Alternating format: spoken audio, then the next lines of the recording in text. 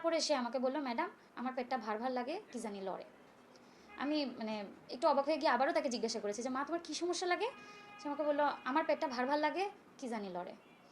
এরপরেও হচ্ছে মানে আমি তাকে তার মার কাছ থেকে কিছুটা শুনলাম যে কী অবস্থা। তারপরে আমি আবার তাকে জিজ্ঞাসা করেছি যে মা তোমার সাথে মানে খারাপ কাজটা কে করেছে। সে শুধু হুজুর, হুজুর শব্দটা সে 2বার বলল, হুজুর বলে মানে বাচ্চাটার পুরো ফেসে আসলে এতখানি ভয়ের এক্সপ্রেশন ছিল, মানে সে এদিক ওদিক তাকাচ্ছে রীতিমতো, সে কমফোর্টেবল না, সে একদমই আনকমফোর্টেবল, চোখে মুখে পুরোপুরি ভয়। এবং সে বারবার হুজুর ওয়ার্ডটা 2বার রিপিট করার পরে বাচ্চা মানে আর কোনো কথাই বলতে আগ্রহী না, সে আর কোনো কথাই বললো না। পরে আলট্রাসোনোগ্রাফি রুমে আবার তার মা ছিল, আমরা যখন বাচ্চাটার আলট্রাসোনোগ্রাম করি তার মা ছিলেন রুমে। তার মার সামনেও আমি তাকে বারবার বলেছি যে মা মানে এরকম কেউ করলে, কেউ ব্যাড টাচ করলে তাকে মার দিতে হয়, তোমার মা কি তোমাকে বলেননি। এই মেয়েটা হচ্ছে ইয়াতিম, তার বাবা ইন্তেকাল করেছেন অন্তত আরও 4-5 বছর আগে। তো এই মেয়েটা তার নানির কাছে মানুষ, নানির বাড়িতে থাকে। আর মেয়ের মা সংসারের খরচ জোগানোর জন্য সিলেটে গৃহকর্মীর কাজ করেন, মানুষের বাসায় গৃহকর্মীর কাজ করেন। তো মেয়েটাকে তিনি এলাকাস্থ ফাতেমাতুজ জোহরা মহিলা মাদ্রাসায়, কওমি মাদ্রাসা ফাতেমাতুজ জোহরা কওমি মাদ্রাসায় ভর্তি করেন, যে মাদ্রাসার প্রতিষ্ঠাতা পরিচালক হচ্ছেন আমানুল্লাহ সাগর। আমানুল্লাহ সাগর এবং ওনার ওয়াইফ হচ্ছেন এই প্রতিষ্ঠানের মেইন দায়িত্বে, উনি হ্যান্ডেল করেন সব কিছু। তো গত নভেম্বর মাসে নাকি বাচ্চাটাকে ছুটির পরে বারান্দা ঝাড়ু দেওয়ার জন্য বলা হয়, মানে আমানুল্লাহ সাগর হুজুরি নাকি বাচ্চাটাকে বলেন বারান্দা ঝাড়ু দিয়ে তারপর বাসায় যেতে। তো বাচ্চা বারান্দা ঝাড়ু দেওয়া শুরু করে।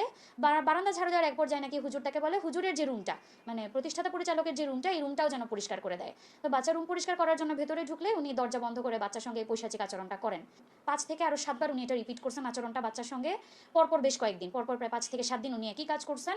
এবং বাচ্চাকে ভয় দেখাইছেন যে বাচ্চা যদি কাউকে বলে দেয় বাচ্চার নানিকে মেরে ফেলবে, বাচ্চাকে মেরে ফেলবে, বাচ্চার মাকে সিলেটে খুঁজে নিয়ে মারবে, সিলেটে মেরে ফেলবে, এমন ভয় দেখানো হয়েছে বাচ্চাকে। বাচ্চা ভয়ে কাউকে বলে নাই।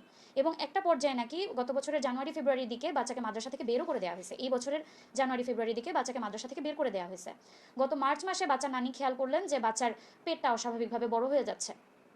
তারপরে হচ্ছে তারা ডক্টর কনসাল্ট করেন এবং মানে ফিজিক্যাল এক্সামিনেশনে জানা যায় যে বাচ্চা হচ্ছে বাচ্চার সিম্ফাইসিও ফান্ডাল হাইট, যেটা মানে আমরা ইউটারাসের হাইট যেটা মেজার করি প্রেগনেন্সিতে, এটা কিন্তু এইজ করেসপন্ডিং এক একটা হাইট আসে। তো এই বাচ্চার হাইট তখনই অলমোস্ট 25-26 উইক্সের মতো। আর আমার কাছে যখন বাচ্চা আসে আমি এটা 27 উইক্স করেসপন্ডিং হাইট পেয়েছি। আর এখন তার যে শারীরিক কন্ডিশন, প্রথম কথা হচ্ছে ছোট মানুষ, তার পেটে অতটা জায়গা নাই। একটা একদম টিপিক্যাল গ্রামীণ অপুষ্টিতে আক্রান্ত বাচ্চা, 11 বছরের বাচ্চা, তার ওজন এখনও 30 কেজি হয় নাই। উল্টা সে আরও প্রেগনেন্ট, পেটের বাচ্চাটার ওজন প্রায় 998 গ্রামের মতো, প্রায় 1 কেজির কাছাকাছি। আমি তার ফ্যামিলিকে বলেছিলাম যে আপনারা আসলে কি চান এখন বাচ্চাটাকে নিয়ে, আপনারা কি বাচ্চাটা অ্যাবর্ট করবেন, পেটের বাচ্চাটা নষ্ট করে ফেলবেন, নাকি ডেলিভারি পর্যন্ত যাবেন। তারা নিজেরাও আসলে কনফিউজ যে তারা কি করবে, তারাও আসলে বুঝতে পারতেছে না, আবার তারা অ্যাবর্শনের কনসেন্টও দিচ্ছে না।